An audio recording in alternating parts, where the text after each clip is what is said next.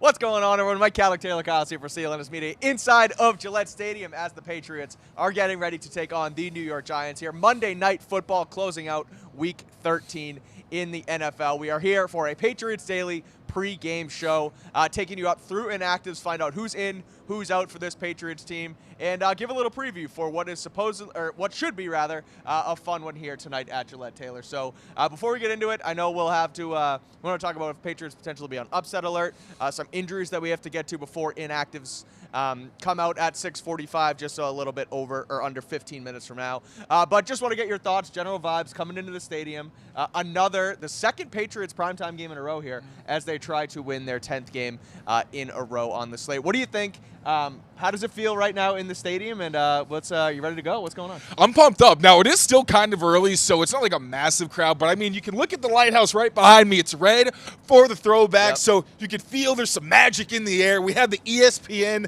set up on the field and everything. They're ready to go. So, again, we got here very early, very diligent, as we always are here over at CLNS Media, but you could definitely feel the excitement coming up to the stadium. And this is going to be a fun one. First primetime game since 2022. Hopefully it's a little bit better. We don't have to have the backup quarterback come in like we did with the Zappy game. But Drake May, a little bit different situation, so it should be fun. That is crazy. The first Monday Nighter here since that Bailey Zappy Mac Jones game against the Bears. We know they lost that one. Hopefully they can come away here with a win in this one. Now, storyline I think coming into this one, Taylor, is just how banged up the Patriots are, and also the fact that they've now played 11 games in a row. Really no break. Have the latest bye week, or 12 games in a row, excuse me. Have the latest bye week in the NFL coming up next week. So really earning it here, but obviously saw the attrition go last week on the offensive line. Will Campbell, Jared Wilson, both go down. And now it sounds like Garrett Bradbury is at least questionable for this one, popped up today with an illness. So whether Bradbury is ultimately in or ultimately out, they're going to have a tough time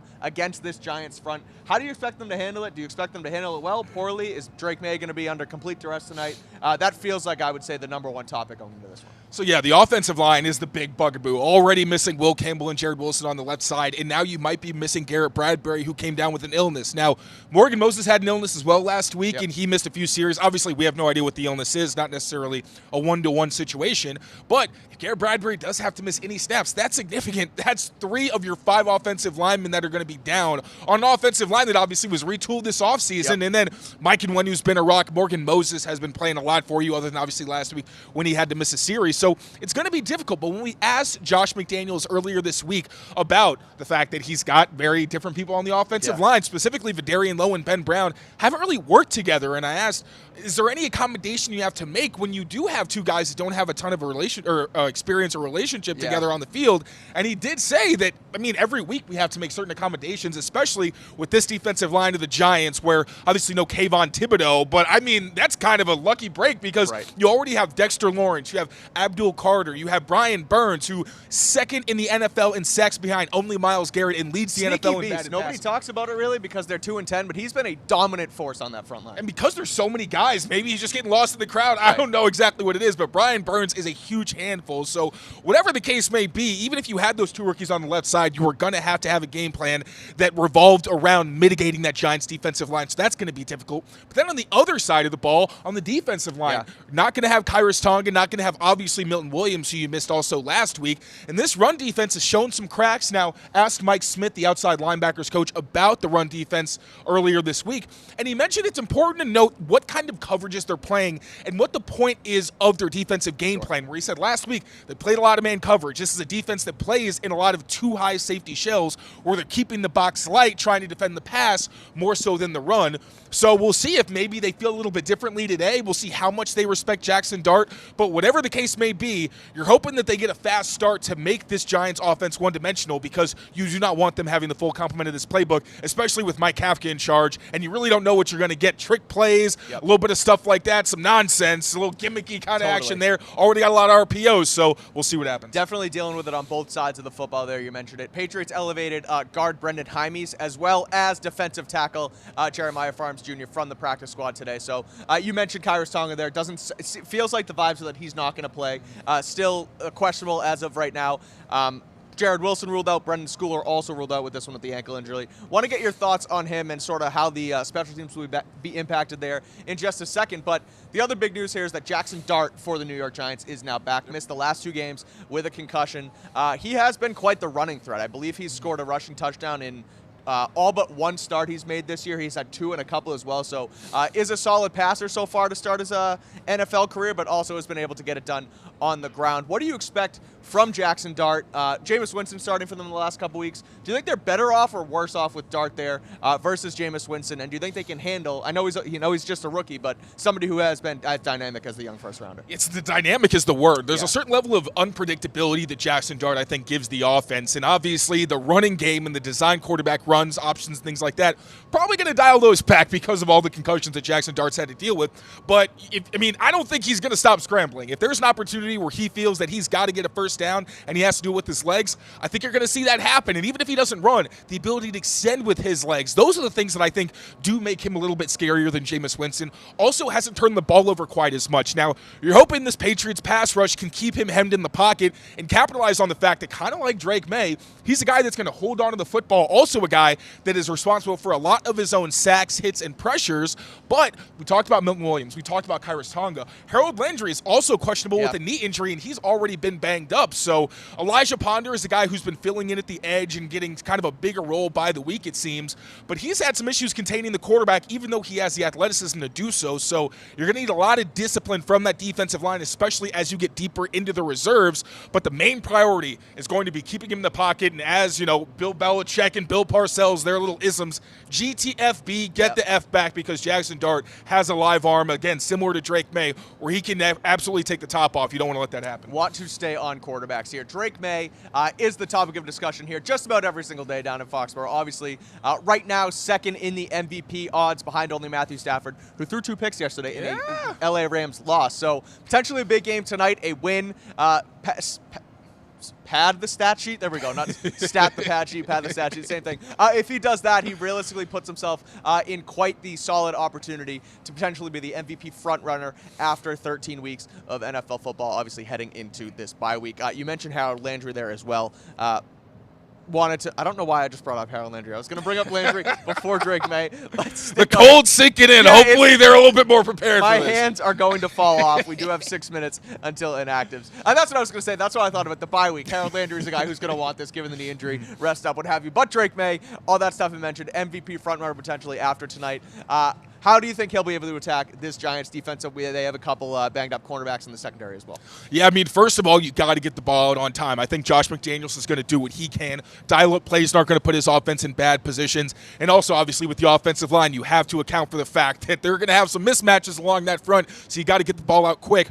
But this Giants cornerback room has not been great. Now, Cordell Flott, who I'm not sure a lot of people have heard of, but he's actually been very solid for them, so that's one cornerback they're going to want to avoid. But the rest of this cornerback room has really been a disappointment for the Patriots. Drew Phillips, who's their slot corner, has been competitive, kind of like a Marcus Jones type, but he also gives up a lot of big plays, so some potential opportunities for DeMario Douglas. And then Corey Black, who's been one of their top corners because they've been so banged up at the spot. He has been the worst corner in the NFL statistically since he really took on a bigger role in Week 8. So if you get some matchups with him and Kayshon Boutte, absolutely think the Patriots should go after that. And also these Giants linebackers. I'm so sorry, I cannot pronounce the linebacker's name is not Bob Wilker.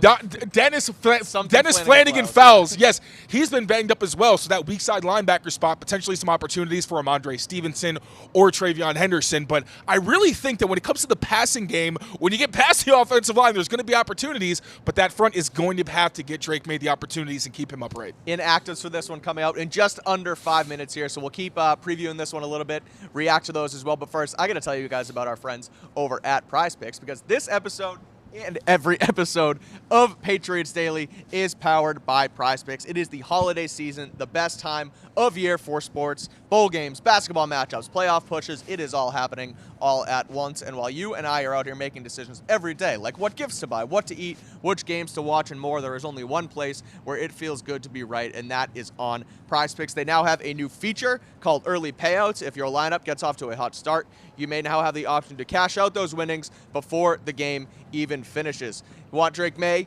Want to pick Drake May to have more than 245.5 passing yards, want to pick Jackson Dart to have less than 25.5 rushing yards, you can do that all right now on Prize Picks. So don't wait. Head over there, create an account, use code CLNS. You will get $50 in lineups after you play your first $5 lineup. Again, that's code CLNS to get $50 in lineups after you play your first $5 lineup. Prize Picks, it's good to be right. I will be posting my Prize Picks lineup just after this show, so stay tuned for that. But I do have Drake May throwing for more than 245.5 passing yards. I also do have running back Tyrone Tracy running for more than 45.5 rushing yards. I do think... Samesies. Oh, no way. Look at that. There we go. We didn't even plan that. That is my Prize Picks lineup. Taylor's is close as well. So you can get in on the action there right now. Head over to Prize Picks. Use that code CLNS. You get $50 in lineups after you play your first $5 lineup. All right. I do want to ask you this. I was going to wait till after inactives, but we have a couple more minutes here. So don't want your full game preview, game prediction just yet, but given that they, I've mentioned it 3 or 4 times here now, they've played 12 games in a row. They have the latest bye in the NFL coming up. They've really been at it since mid to late training camp here. They did have the one bye week in between, but besides that, they've played the most football to date here. Are they on upset alert? Is this going to be like a closer game than people might imagine? I assume the point spread is around 7 to 10 points, 10-2 versus 2-10, all that jazz. Can the Giants come in here and compete with this Patriot team given the circumstances surrounding them?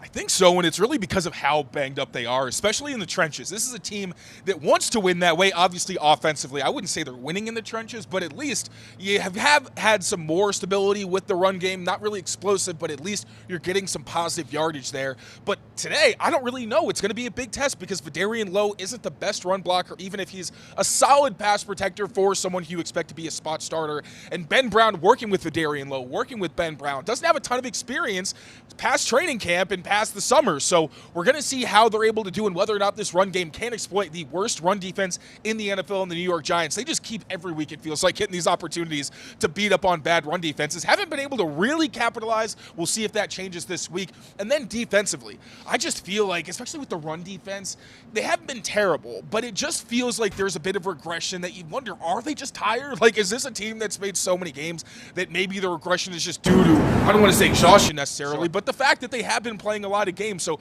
we'll see, but I do think the Patriots are on upset alert because this is a Giants offense that scored about as many touchdowns. If not, it's like 1 or 2 off, but nearly as many touchdowns as the Patriots. And the Giants have been in a lot of their games, most of their games this season. The reason Shane Bowen got fired was because they weren't able to close them out, and the defense wasn't able to really hold up its end of the bargain. So now you have a change in head coach, you have a change in defensive coordinator. Maybe that's a spark that this Giants team needs to really get them over the hump versus the Patriots team that we'll see whether or not they're running out of gas, but you're hoping they get off to a fast start and have it kind of a comfortable lead, but again, we shall see. The Giants have had double-digit leads in 7 games this year. They're 2-5 in those games. So they've blown them, but they've also got there in those, their 2 wins, obviously double-digit leads in those ones. So you wonder, you hope, if, for their sake at least, the firing of Shane Bowen, Jackson Dart coming back, that could potentially be a spark.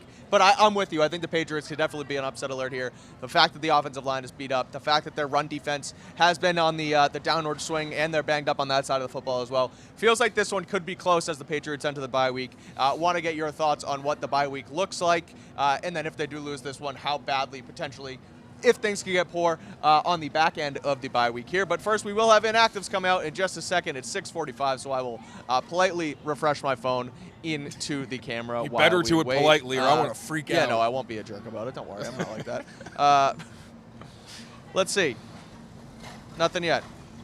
No names? No names just yet. I can ask you about Brendan Schooler while we wait here. He is out in this one, dealing with an ankle injury. How do you think the Patriots will go about figuring out his role on special teams? Obviously a core 4 guy for this team, a captain, is really important to them, although he's only a special teamer, put only in air quotes. Obviously they're important. How do you think they attack those 4 sides of the ball without Brendan Schooler? Well, it's not going to be easy. I think it's going to be multiple people. I know Charles Woods is probably going to be one of those, but also Miles Battle, the cornerback that the Patriots signed to the 53-man roster after placing Alex Sawson on injured reserve. Now, obviously, you don't know if that's necessarily a 1-to-1 swap. Alex Sawson was another core special teamer, so we'll see how exactly that works out. But it's not going to be easy because Brendan Schooler, we mentioned it before, the Patriots didn't punt when Schooler was out of the game last week, so you'd expect that's probably going to be battle spot in terms of gunner. That's where obviously Brendan Schooler is really making that bag. But it's going to be interesting to see who exactly fills in the role. But again, Miles Battle and Charles Woods probably at the top of that list. Jeremy Springer specifically mentioned them when asked earlier this week.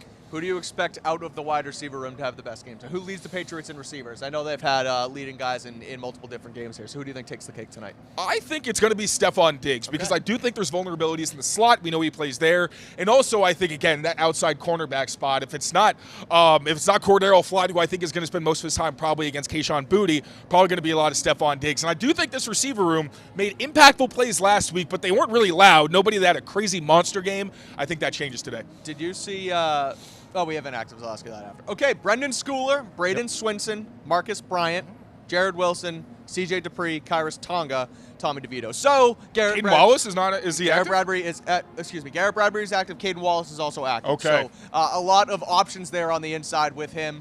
With Brendan Hymes obviously back as well, or elevated, excuse me. But good news here right now, Garrett Bradbury is active. So it looks like instead of having to bump Ben Brown in and putting Wallace or Hymes at the left guard spot, you at least have Vidarian Lowe, Ben Brown, and then Garrett Bradbury there at the center position. So just how important is that for Bradbury to be there compared to somebody else potentially? I mean, it's huge. He's been an Iron Man for this team, and I mean, Bradbury came in. The expectations for him as a pass blocker weren't very high. He's blown those away. Now, maybe he hasn't been great as a run blocker, but he's been really solid. And a big reason this Patriots offensive line has been as solid as it has in pass protection. Now, of course, things could change. He's dealing with an illness. We saw last week with Morgan Moses. Who knows if he's able to play wire to wire, but huge that he's at least active. Also interesting that Caden Wallace is active as well. I think this is the first game this season that he's actually been on the active game day rosters. So also lets you know that there is some uncertainty around Bradbury's situation where if Hymes goes in or if Ben Brown has to bump to center, you'd probably rather that and then Caden Wallace over at guard. So we'll see how that works out. Also, Braden Swinson was active last week, not active this week. Harold Landry, though, is active, so that's a big positive. But Kyrus Tonga being inactive, that is extremely unfortunate because, again, the Giants run the ball, I believe, more than any team in the league. If not, they're right up there. So not having one of the heart of your defense, I think it's fair to say, on top of not having Milton Williams, probably your best player on defense, is not easy. So it's going to take a group effort to slow this Giants run game down. Interesting, too, Marcus Bryant is down. He is inactive, which interesting just given the fact that Morgan Moses went down a little bit last week. Marcus Bryant did have to go in, but if things happen on that side, obviously then you revert to maybe your Caden Wallace potentially at the right time. I was going to say. There. So that makes sense for why he is in a little bit of positional versatility there. Let's close out with this. They lose tonight. Can this get ugly? You have the Bills, you have the Ravens. Then you obviously my favorite kind of question. Then you obviously have the Jets and the Dolphins after that. But if they lose tonight, there's going to be a lot of talk over the next couple weeks. Oh, now you got to go play two of the AFC's best. That Bills game all of a sudden becomes a de facto AFC championship game, AFC East championship game, all that jazz. Do you think if they do go down tonight, it's just a one-off and they can come back stronger after the bye? Or do you think this could potentially be, a little bit of a cliff for this team? Obviously, the quality of the loss is significant, but we're going into the game saying they could be on upset alert because of the attrition that they faced, because of just the fact they played so many games in a row. I'm not going to be freaking out unless they absolutely get blown out, and there are some things that maybe we've talked about in the past that really get exposed and you start to worry about them long term. But if anything, this weekend showed us that not even the AFC, I've been saying I was worried about the Patriots if they had to face a team like the Rams or the Eagles. Both those teams got beaten this week, so I think the NFL is wide open.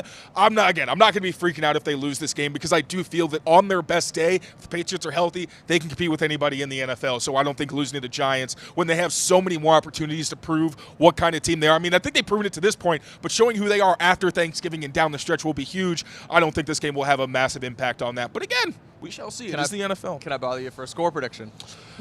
Your favorite. Look at that eye roll. I'll go Patriots 23, Giants 17. Okay, I like it. I'm going Giants 20, Patriots 17 with an upset. That's my bold prediction. I wrote it for SI.com, so I got to carry it over here as well. 20-17 Giants, but they get back on track after the bye week. Somebody needs to check my predictions. I think I say 23-17 every time. It just feels safe, and it's not condescending. You know what I mean? 100%. So we'll see what happens. Those are our picks. That is our Patriots pregame show here. Again, Pat's getting ready to take on the New York Giants behind us in Gillette Stadium. 8:15 kickoff, ESPN, Monday Night Football, all that good stuff. Red throwback uniforms, so get excited about that. And we'll be back here post-game alongside John Zannis and Greg Bedard immediately following the end of this one. So make sure you keep it here on Patriots Press Pass. Rate, review, and subscribe. Check out our sponsors over at Prize Picks if you haven't already. And we will see you guys after the game. Until then, take care of yourselves, take care of each other, and we'll see you very soon. Peace out, everyone.